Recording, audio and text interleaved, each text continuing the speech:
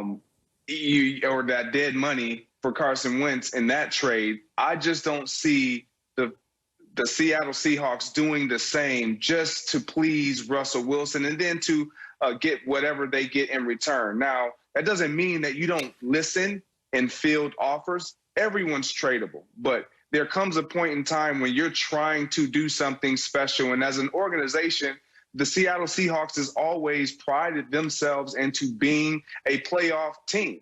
And Russell Wilson gives them the best chance at doing that and repeating that success or stacking that success, if you will. And so regardless of how unhappy or what Russell Wilson's desires to have are, I believe that they will try to meet somewhere in the center and make a compromise to where Russell Wilson is getting what he feels he should get as far as the support from the organization. But by no means does that mean they're going to field all these offers and just say, yep, Russell, you can go wherever you want. We'll eat this dead cap. And no, that's not how it works in Seattle. That's never how it works in Seattle. And so for that reason and that reason alone, I don't see Russell Wilson in any other uniform this year other than the Seattle Seahawks uniform. While I agree with your reasoning, G&J, I got to say it is more than possible that this could take place. Let's not forget the Jamal Adams trade. So they don't have a first-round draft pick in 21 and 22 draft. So if I can get me 3 first-round draft picks out of this situation, knowing that I have some young pieces in place, most notably DK Metcalf, if I would have to, I guess, hit the detonate button on rebuilding for the future for this Seattle Seahawks team, I don't see that being the worst decision ever if you get 3 first-round draft picks and have to figure it out this year, knowing that you unloaded the amount of money that's connected to Russell Wilson, and you're getting the opportunity to possibly replace it with either tradeaways, so you could get more picks off of those 1 picks, or you could get a player that can actually help transform your team. They hit with DK Metcalf.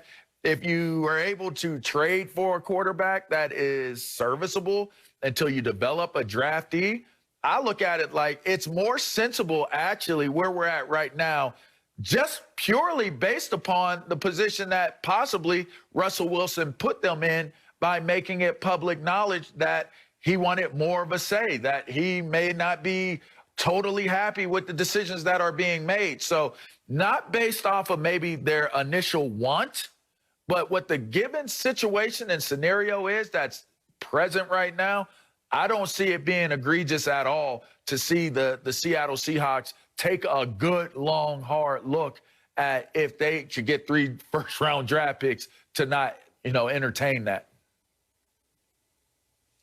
I see it as egregious, LeVar. Okay. Unless Russell Wilson goes into their front office and says, I want to be traded, trade me, then they shouldn't even be thinking about trading Russell Wilson.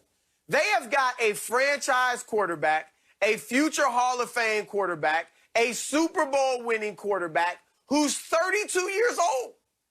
And they're thinking about trading him? That's ridiculous.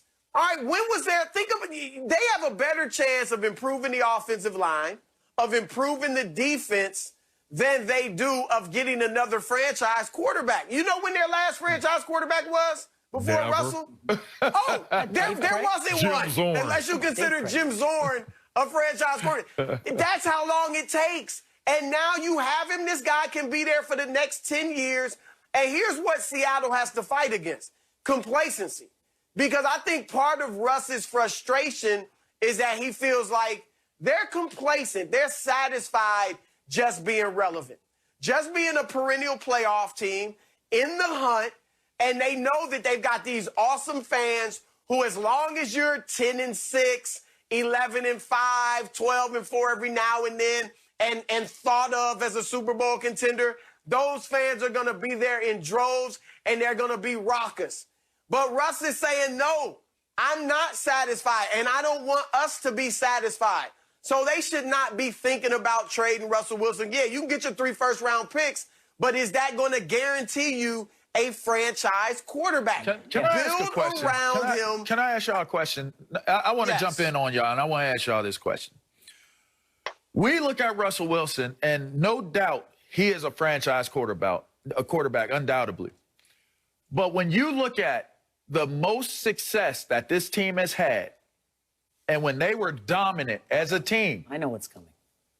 You did not need a franchise quarterback to operate that team. You needed a guy who could hand the ball off, and you needed to watch your defense. You needed to not hurt your team because your defense was going to win the games for you, and your running game was going to make it easier for your quarterback to make serviceable throws. And if they made just halfway decent decisions, if Russell Wilson made halfway decent decisions, they were going to be fine because their running game was so significantly strong. So I ask you, if I could recreate that, and I look at what you did to get Jamal Adams, says to me that you're thinking about what you had in the old days. Trying to bring in the running backs that you brought in, Hyde and those guys in the offseason, it says to me that you're thinking about going back to that old formula.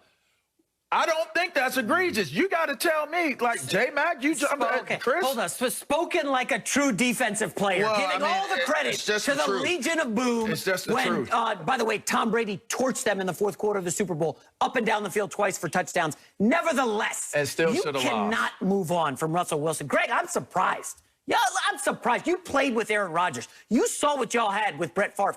Green Bay has had franchise quarterbacks for, 30 years now.